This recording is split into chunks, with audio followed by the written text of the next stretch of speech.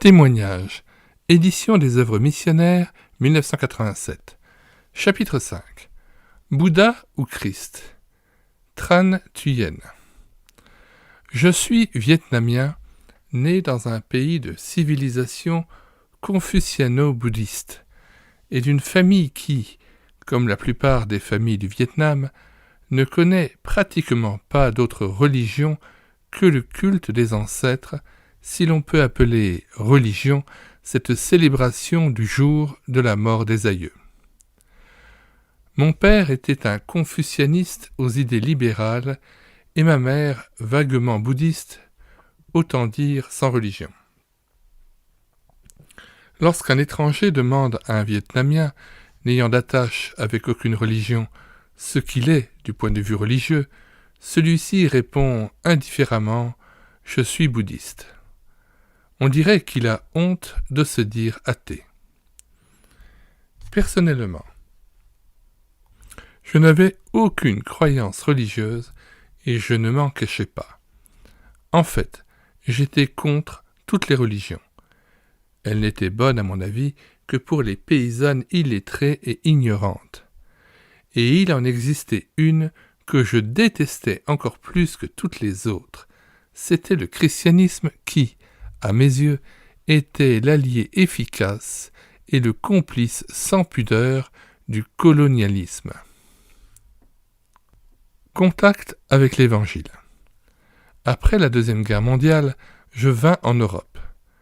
Mes contacts avec l'Occident abolissaient peu à peu en moi les préjugés que j'avais toujours nourris contre les Blancs, considérés comme appartenant à la race haïe des colonialistes. Je cessai également d'être systématiquement antichrétien. Je devins tolérant du point de vue religieux. Cela m'amusait seulement de constater que tant d'Européens n'étaient pas moins superstitieux que les bonnes femmes de mon pays et confondaient de la même façon les pratiques superstitieuses avec la religion. Une seule différence, tandis que mes compatriotes brûlaient des papiers votifs et des bâtons d'encens et s'agenouillaient devant un Bouddha de bois laqué, les gens d'ici faisaient brûler des cierges et embrassaient des statues de marbre ou de bronze. Fin 1954, je tombai malade et je dus passer les 2 années qui suivirent dans un sanatorium en Haute-Savoie. 2 années vécues dans le calme d'un sana, obligé de rester allongé à longueur de journée, offre largement le temps nécessaire à la réflexion et à la méditation. Les vieilles questions classiques sur lesquelles les hommes s'interrogent depuis la création du monde. D'où venons-nous ? Que faisons-nous ici-bas ? Où allons-nous ?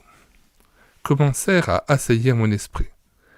Tandis que ces questions resteraient sans réponse, ma vie, je le savais, serait une énigme et je ne pourrais trouver la paix.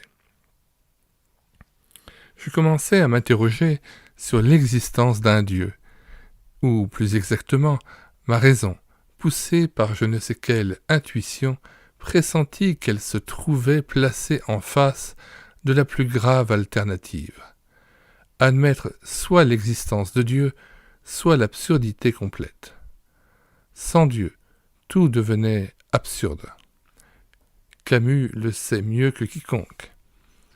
Aucune explication ne pouvait être donnée et la vie devenait, ainsi que Macbeth l'a écrit, un conte raconté par un idiot et plein de bruit et de fureur, ne signifiant rien. Et si la vie était à ce point absurde, le pessimisme de Schopenhauer, le mépris et le dégoût du monde qu'il proclame, l'horreur de vivre et le néant qu'il prêche, seraient pleinement justifiés. Je progressais alors dans la voie de la reconnaissance de l'existence de Dieu, mais ce n'était encore qu'une perception confuse, un simple concept. Comme chacun le sait, l'idée de Dieu n'est pas la même pour tous ceux qui utilisent ce terme. Il semble n'y avoir aucune relation entre le dieu des Semangs à Malacca, le dieu empereur de jade, Ngoc Huang, des taoïstes, l'être suprême, Cao Dai des Caodaïstes au Vietnam, le dieu des Védas, le dieu d'Aristote, le dieu de Spinoza et le dieu des chrétiens.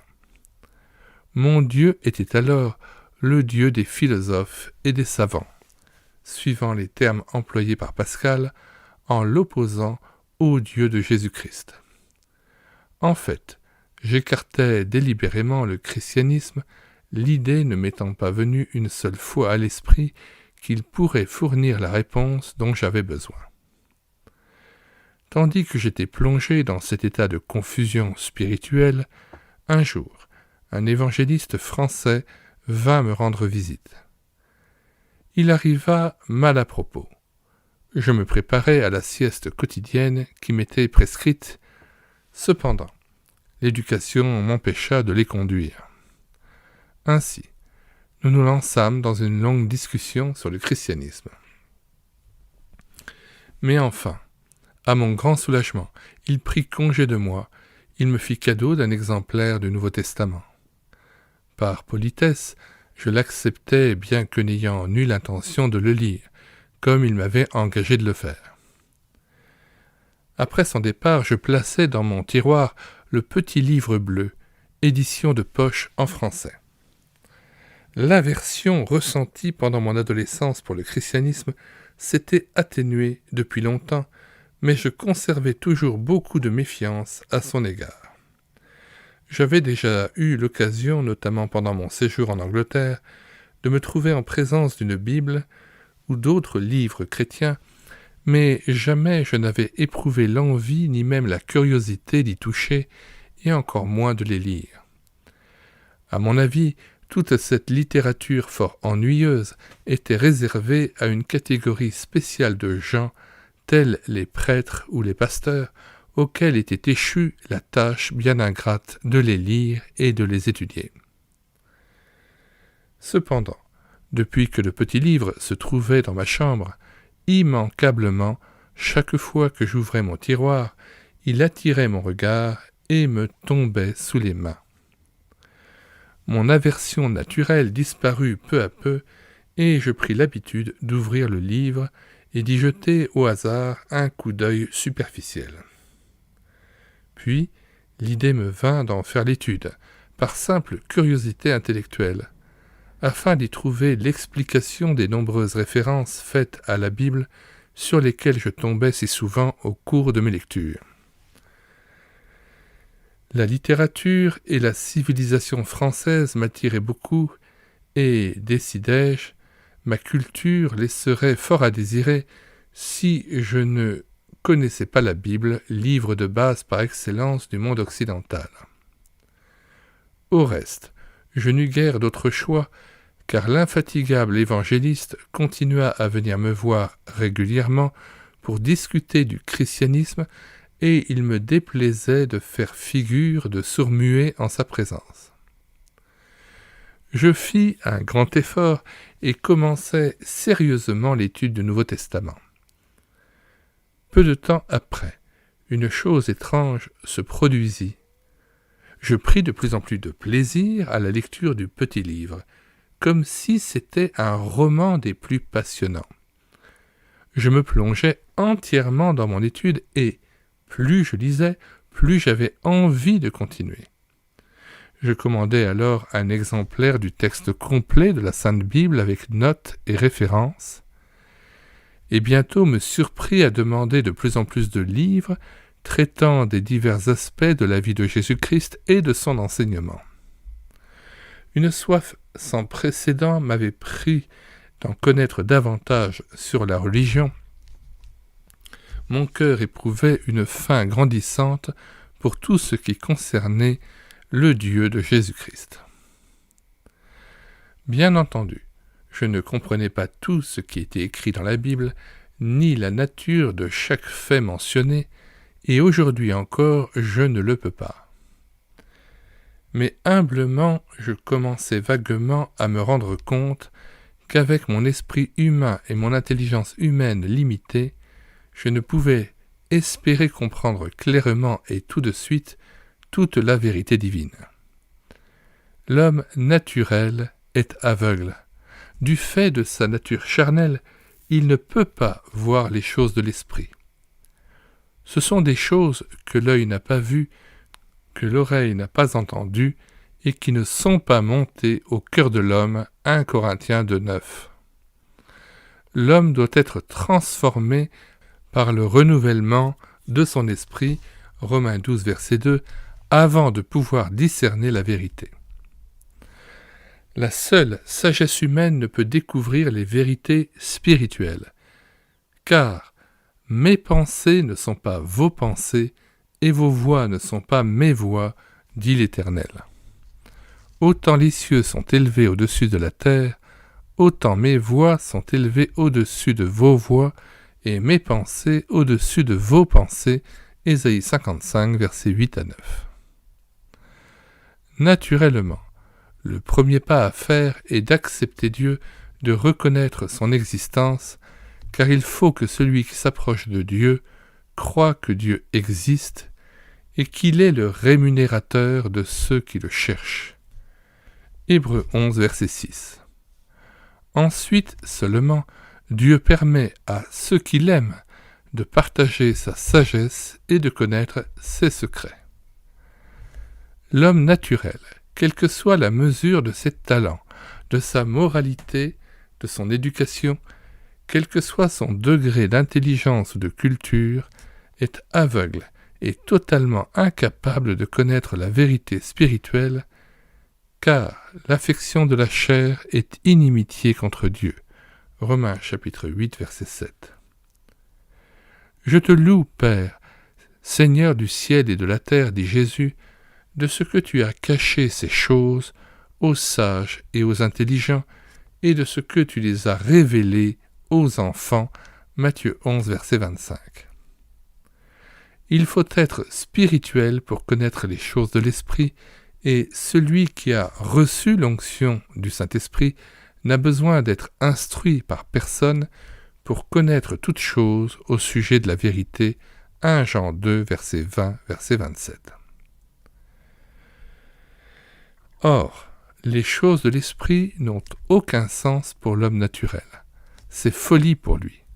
Et comme tel, Paul n'a pas hésité à qualifier le fait incroyable et si choquant pour le bon sens et la raison humaine que Dieu s'est fait homme et qu'il est mort d'une façon ignominieuse sur la croix pour sauver les hommes. Paul lui-même, lorsqu'il parlait à Césarée, s'est vu traité de fou par le gouverneur romain Festus, acte 26, verset 24. Puisque le monde, avec sa sagesse, n'a point connu Dieu dans la sagesse de Dieu, il a plu à Dieu de sauver les croyants par la folie de la prédication. L'homme naturel n'accueille pas ce qui est de l'Esprit de Dieu, c'est folie pour lui, il ne peut le connaître, car c'est par l'Esprit qu'on en juge. Mais Dieu a choisi les choses folles du monde pour confondre les sages. 1 Corinthiens 1, verset 21, verset 27, 1 Corinthiens 2, verset 14. Toutes les religions sont-elles bonnes ? Je ne tardai pas à constater que la Bible contenait un message foncièrement différent de l'enseignement qui m'était familier depuis ma prime jeunesse. Confucius et Bouddha, dont je n'avais d'ailleurs pas négligé d'étudier plus profondément les doctrines dans ma recherche de la vérité, se faisaient sur l'être humain une idée trop optimiste, en ce sens qu'ils croyaient que l'homme est capable de se sauver lui-même. Comme son contemporain grec Socrate, comme bien après lui Jean-Jacques Rousseau, Confucius pensait que l'homme était fondamentalement bon et qu'il avait été rendu mauvais par la société. Aussi était-il du devoir de chaque individu d'apprendre à se connaître pour s'efforcer ensuite de cultiver et améliorer ses qualités morales et combattre ses défauts et ses imperfections. Dans l'enseignement de Bouddha, toute idée de Dieu est laissée de côté. Il n'y a rien de plus élevé que l'homme et tous les efforts de celui-ci doivent tendre à échapper à sa propre misère. Ainsi, les doctrines confucianistes et bouddhistes ignorent la corruptibilité et la fragilité de la nature humaine. Elles n'ont pas la notion du péché. Elles méconnaissent l'incapacité inhérente à l'homme pour lutter contre sa propre nature, cette lutte douloureuse et sans issue de la chair contre l'esprit dont parle l'apôtre Paul, Romains 7, versets 14 à 24. Bien des gens mis en présence de l'Évangile réagissent avec indulgence. Certainement, votre Bible enseigne de bonnes choses, mais toutes les religions sont bonnes. Ces personnes ne connaissent souvent ni la Bible, ni les autres religions dont elles sont si promptes à faire l'éloge. Il est vrai pourtant que la plupart de ces religions contiennent des éléments de vérité et qu'elles enseignent le bien, la morale. En lisant et méditant la Bible, je compris pourquoi l'homme a été créé à l'image et à la ressemblance de Dieu. Malgré la chute, l'homme possède certaines potentialités divines. Il lui est donné de connaître le bien et le mal, Genèse 3, verset 22. Toutefois, il est limité et, en tant que créature, ne peut se dépasser pour atteindre l'absolu, malgré tout ce qu'il a pu inventer dans ce dessein, que ce soit système religieux, doctrine philosophique, gymnastique métaphysique, effort de purification psychique ou exercice corporel dont le but est de tenir en bride la chair afin de mieux libérer l'esprit. La Bible affirme « Dieu a mis dans le cœur de l'homme la pensée de l'éternité, bien que l'homme ne puisse saisir l'œuvre que Dieu fait du commencement jusqu'à la fin. » Ecclésiaste 3, verset 11. Ainsi, en dépit de tous ses efforts, l'homme ne peut de lui-même connaître la vérité qui est Dieu, à moins que Dieu ne la lui révèle. Matthieu 11, verset 27. La religion judéo-chrétienne est appelée à juste titre une religion révélée. Dieu s'est révélé dans l'ancien temps à Abraham, à Moïse, aux prophètes. N'était-ce pas lui qui a mis dans la bouche d'Ésaïe ces paroles ? Ils n'ont point d'intelligence, ceux qui portent leurs idoles de bois et qui invoquent un Dieu incapable de sauver. Qui a prédit ces choses dès le commencement, et depuis longtemps les a annoncées ? N'est-ce pas moi, l'Éternel ? Il n'y a point d'autre Dieu que moi, je suis le seul Dieu juste et qui sauve. Ésaïe 45, versets 20 à 21. Enfin, Dieu s'est révélé en Jésus-Christ, le Fils de Dieu, fait homme, l'image de Dieu, 2 Corinthiens 4, verset 4, le reflet de sa gloire et l'empreinte de sa personne, Hébreux 1, verset 3. Toutes les religions humaines érigent des règles, lancent des interdits, imposent des observances. Il faut faire ceci, il ne faut pas faire cela, puis laissent l'homme se débattre tout seul dans son état de péché avec sa nature mauvaise. Toute l'histoire du peuple d'Israël, tout le déroulement de l'Ancien Testament en somme, démontre la faillite totale de l'homme dans ses tentatives pour atteindre le bien. Il n'en est aucun qui fasse le bien. L'Éternel du haut des cieux regarde les fils de l'homme pour voir s'il y a quelqu'un qui soit intelligent, qui cherche Dieu. Tous sont égarés, tous sont pervertis, il n'en est aucun qui fasse le bien, pas même un seul, s'écriait désespéré le psalmiste, psaume 14, versets 1 à 3. Et l'apôtre Pierre, juif lui-même, a dû reconnaître que la justice de la loi est un joug pesant que ni nos pères, ni nous n'avons pu porter, acte 15, verset 10. Tout est douleur, dit le bouddhiste. Tout est vanité, affirme la Bible. Et encore. Qui augmente sa science, augmente sa douleur. Ecclésiaste 1, verset 18. Il semble d'abord que l'enseignement de Bouddha et la révélation de Dieu se rejoignent. Toutefois, leurs points de départ, comme leur but final, sont totalement opposés. Si tout est douleur, si tout est vanité, ce n'est pas parce que tout serait temporaire et illusoire, comme le croient les bouddhistes, c'est parce que tout homme a une nature pécheresse, parce que le cœur de l'homme est méchant et mauvais. Genèse chapitre 6 verset 5. Le même Ecclésiaste ayant conclu que tout est vanité, n'omet pas de souligner qu'il n'existe aucun homme sur la terre qui ne pêche pas. Ecclésiaste chapitre 7 verset 20. Aux pharisiens scandalisés parce que ses disciples ne se lavaient pas les mains avant de manger, le Seigneur Jésus répondit : « Ce qui sort de la bouche vient du cœur, et c'est ce qui souille l'homme. Car c'est du cœur que viennent les mauvaises pensées, les meurtres, les adultères, les impudicités, les vols, les faux témoignages, les calomnies.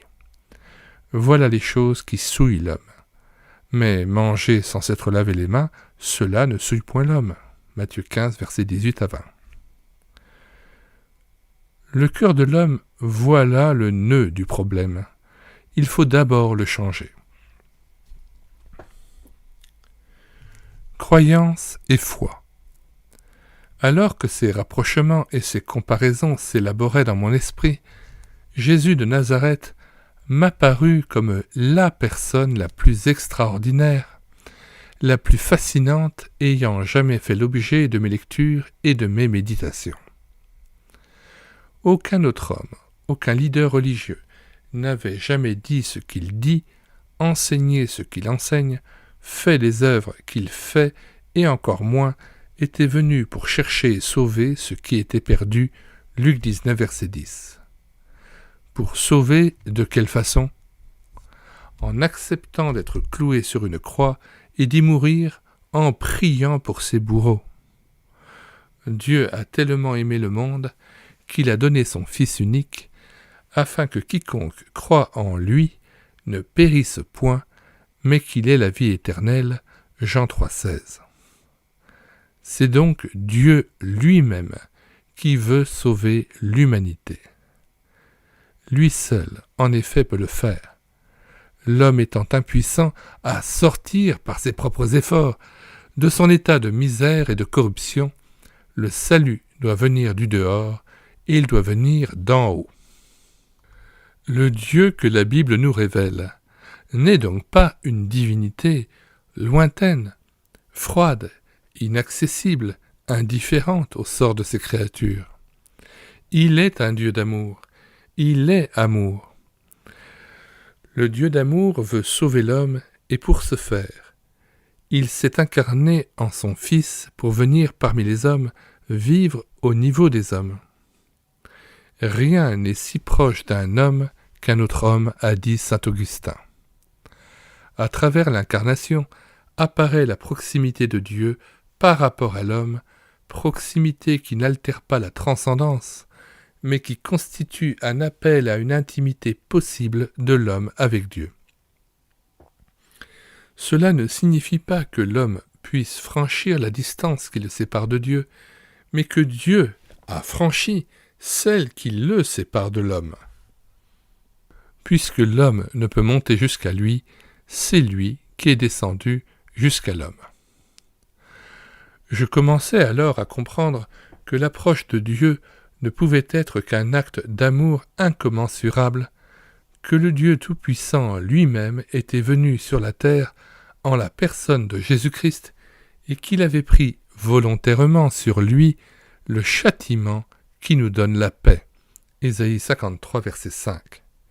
Châtiment mérité par l'homme pécheur en face d'un Dieu saint et juste qui ne tient pas le coupable pour innocent.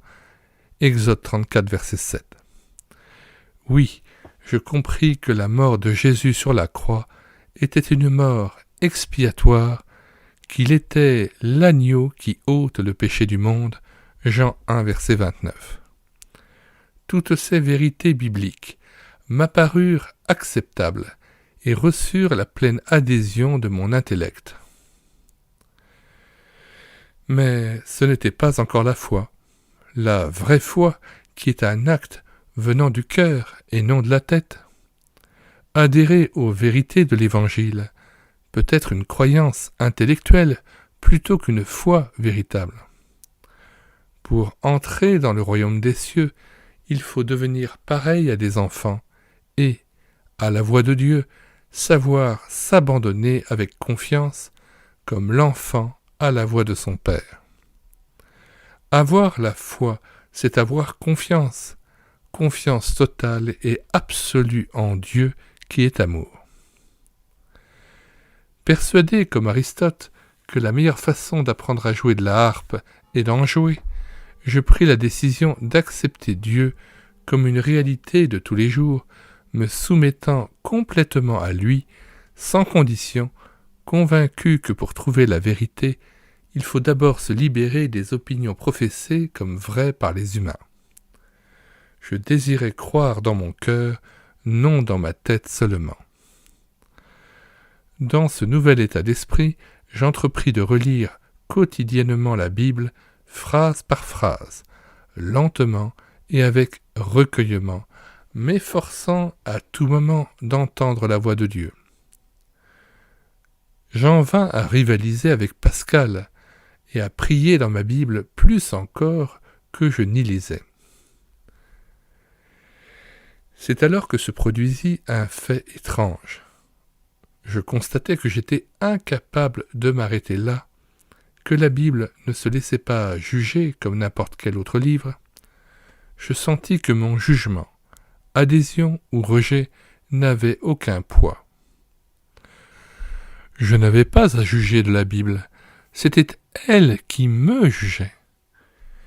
Et comme le bistouri du chirurgien, elle mettait à découvert le mal de mon cœur.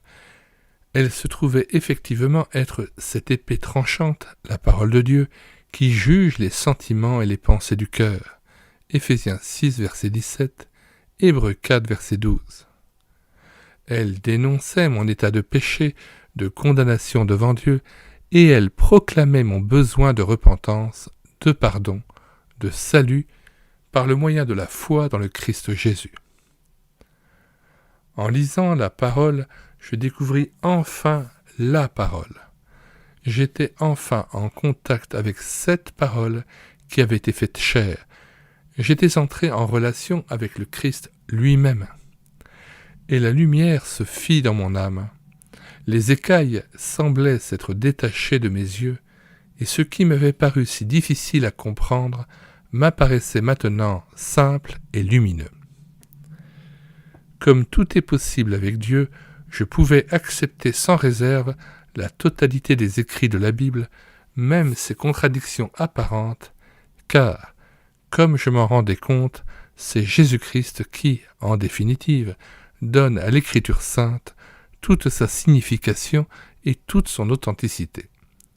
Il existe dans le livre, comme l'a dit Pascal, suffisamment de lumière pour éclairer ceux qui désirent l'être. Je ne doute pas que des hommes comme Bouddha et Confucius étaient des personnes d'une éminente sagesse et douées d'une extraordinaire élévation d'esprit, mais l'idée qu'ils se faisaient de Dieu était incomplète, et ayant perdu de vue la corruptibilité et la déchéance de la nature humaine, ils n'ont pas saisi la nécessité de la grâce divine. La lecture de la Bible m'a permis de prendre pleinement conscience de ma misère et de mon indignité, et de comprendre que, semblable en cela aux autres hommes naturels, j'étais souillé et corrompu, que mes iniquités avaient creusé un abîme entre Dieu et moi, et que mes péchés l'avaient fait se voiler la face pour ne pas m'entendre. Ésaïe 59, verset 2. Oui, tous nous avons péché, je ne suis pas une exception, et le salaire du péché, c'est la mort. Romains 6, verset 23. Pourtant, Dieu, dans sa miséricorde infinie, a tant aimé le monde qu'il lui donna son Fils unique et bien-aimé, qui est descendu sur cette misérable terre pour souffrir et mourir à notre place, afin que son sang répandu puisse effacer les péchés du monde. Nous sommes ainsi réconciliés avec Dieu le Père et consacrés enfants de Dieu grâce à notre foi en son Fils. La Bible déclare maintes fois que si nous devons être sauvés, ce ne peut pas l'être à cause de nos bonnes œuvres, des sacrifices que nous nous imposerions ou par notre propre mérite, mais seulement en raison de l'amour et de la miséricorde de Dieu. C'est par la grâce que vous êtes sauvés par le moyen de la foi. Et cela ne vient pas de vous, c'est le don de Dieu. Ce n'est point par les œuvres, afin que personne ne se glorifie. Éphésiens 2, versets 8 à 9. Le salut est un don gratuit de Dieu. Il ne peut être ni gagné, ni acheté, ni payé de quelque manière que ce soit.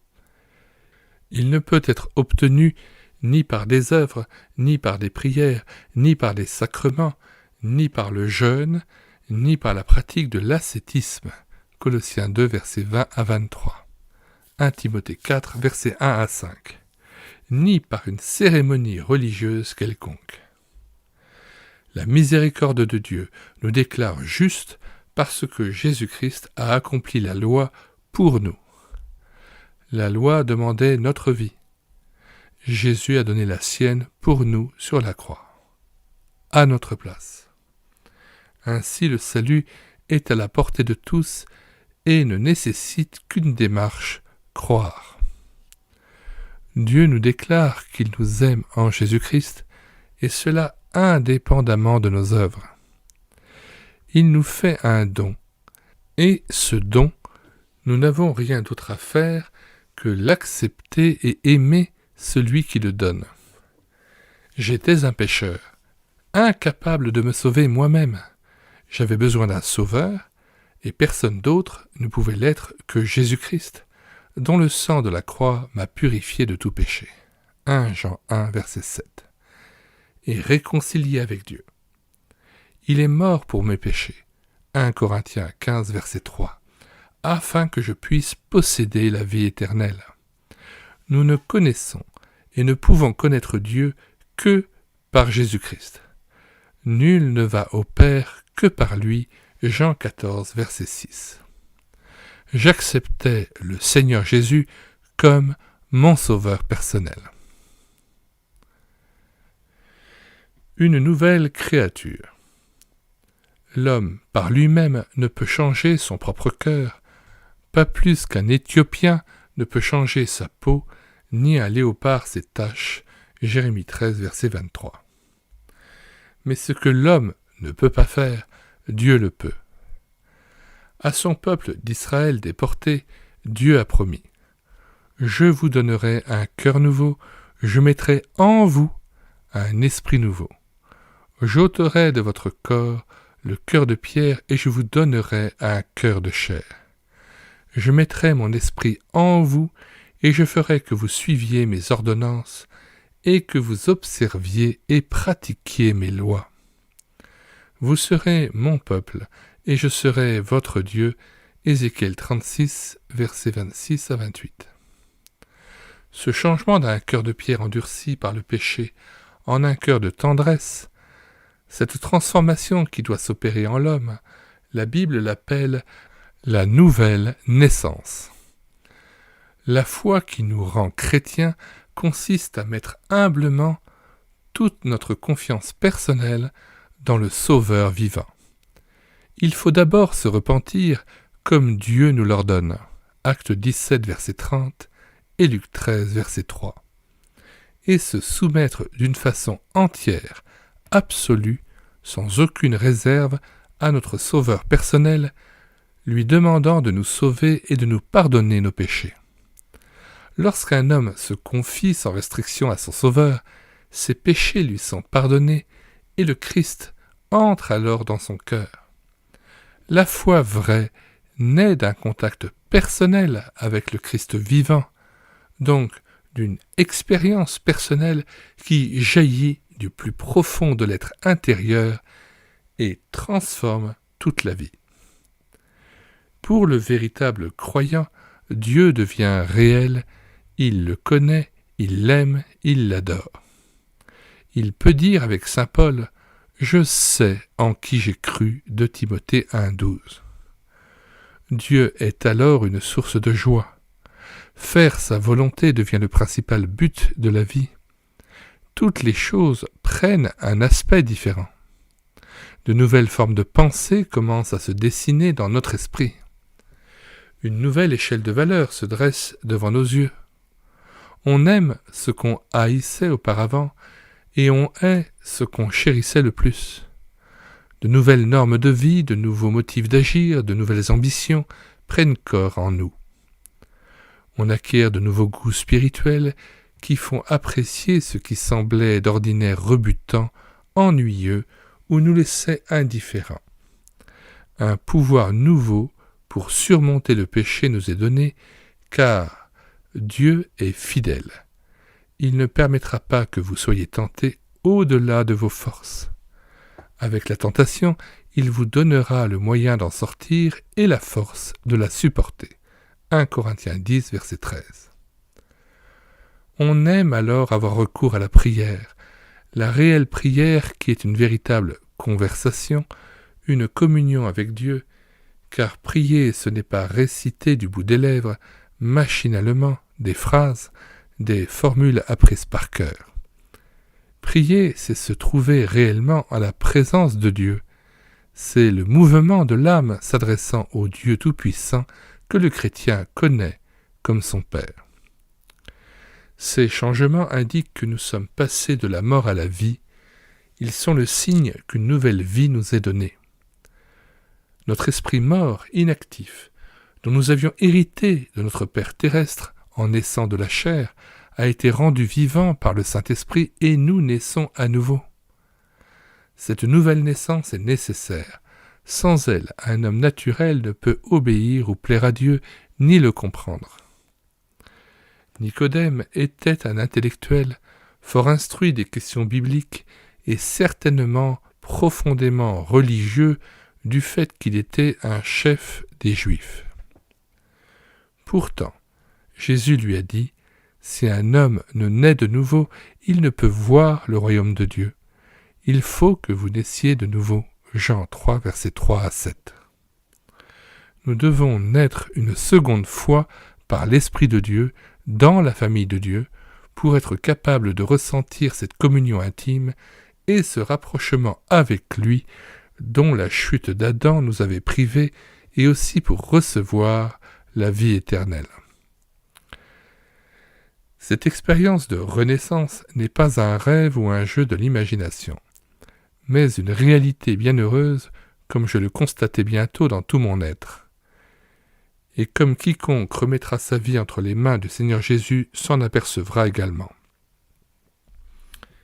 Dieu, par son esprit, vient faire sa demeure dans l'homme chrétien. Quel paradoxe insoutenable pour beaucoup. Et pourtant, le mystère chrétien laisse entrevoir ici sa dernière profondeur. Une parole de saint Paul y projette une magnifique clarté. Ce n'est plus moi qui vis, c'est Christ qui vit en moi. Galates, chapitre 2, verset 20. Bien entendu, les manifestations de la Renaissance n'eurent pas lieu toutes en même temps.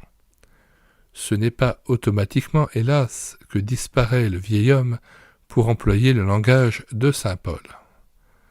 L'homme nouveau n'apparaît que peu à peu dans un travail intérieur qui a pour but la sainteté. Ce long travail qui doit se poursuivre chaque jour avec le secours et dans la communion de Jésus-Christ, c'est la sanctification. Sans elle, nul ne verra le Seigneur. Hébreux 12, verset 14. Dans mon cas, le changement se produisit graduellement, mais je pouvais néanmoins le sentir et m'en rendre compte quotidiennement. Il m'a paru que l'homme nouveau-né, selon l'esprit, est essentiellement différent du vieil homme. Celui qui est en Christ est une nouvelle créature. Les choses anciennes sont passées. Voici, toutes choses sont devenues nouvelles. 2 Corinthiens 5, verset 17. Adolphe Monod disait que, par sa conversion, Saül de Tarse n'était pas devenu meilleur, mais qu'il était devenu autre. Quant à moi, je suis devenu autre, mais aussi meilleur. Je ne cherchais pas le bien, c'est-à-dire Dieu. Je vivais comme si Dieu n'existait pas, ou comme s'il n'avait rien à voir avec ma vie qui m'appartenait en propre, et dont je pouvais faire ce que bon me semblait. Maintenant que je l'ai trouvé, je n'ai plus le moindre désir de continuer comme avant. Je souhaite autre chose que les folies éphémères de ma vie passée et les vanités d'un monde sans Dieu. Un seul exemple.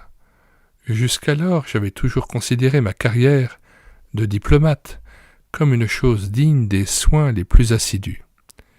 Il m'avait toujours semblé que l'ambition personnelle, saine et honnête, visant à la promotion et au bien-être matériel, était la chose essentielle. Né de nouveau selon l'expression de Jésus lui-même à Nicodème, Jean 3, je considérais maintenant ma carrière comme étant un moyen et non plus une fin en soi. Un moyen de servir Dieu, de témoigner pour lui dans la situation où il m'avait placé, dans les relations publiques par exemple, qui constituaient une partie importante de ma tâche et m'offraient maintes occasions de rendre témoignage. Une merveilleuse expérience. Le dimanche 10 mars 1957, jour du Seigneur, je m'identifiais à notre Seigneur Jésus-Christ dans les eaux du baptême. Je choisis pour mon nom de baptême Thai Sin, ce qui signifie en vietnamien « né à nouveau ».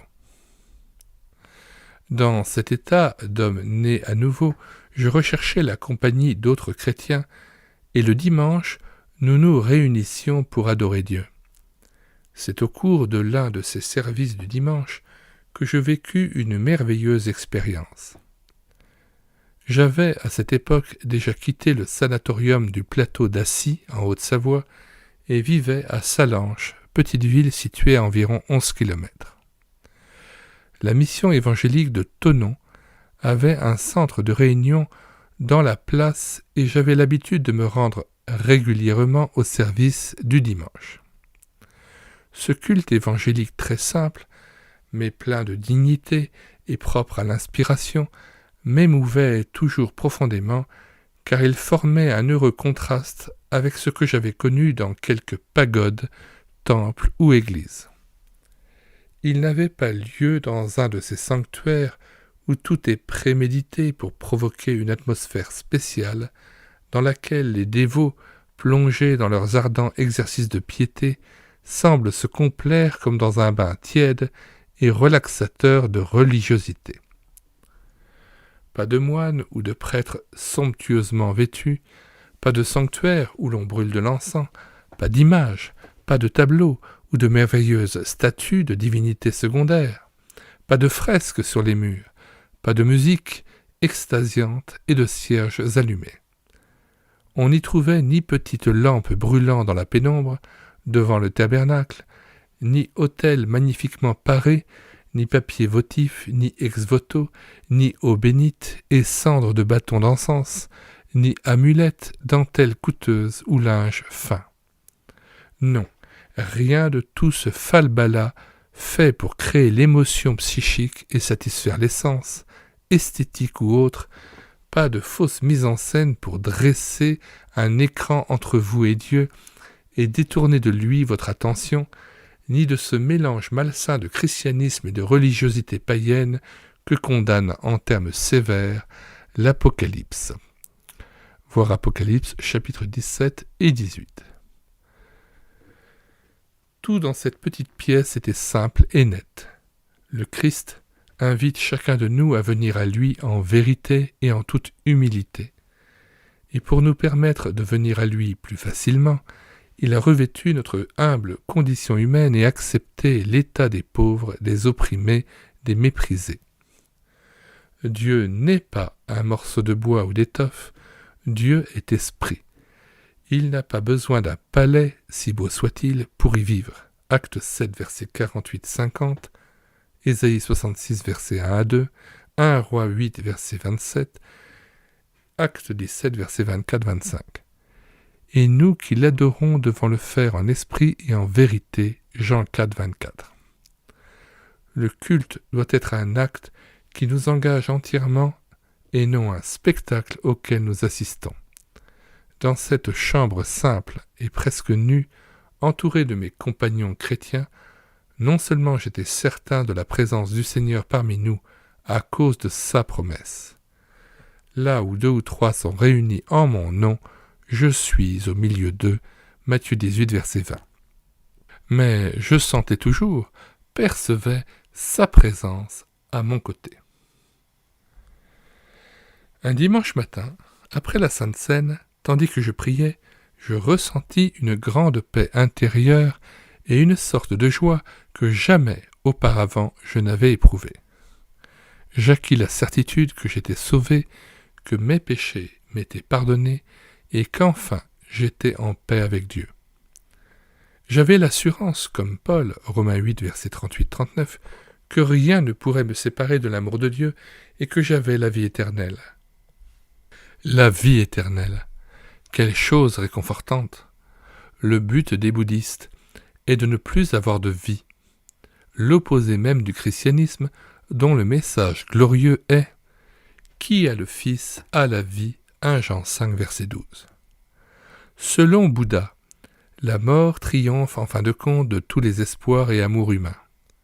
À ceci, le christianisme répond. Quand cet être aura revêtu l'incorruptibilité et que cet être mortel aura revêtu l'immortalité, alors s'accomplira la parole de l'Évangile, la mort a été engloutie dans la victoire.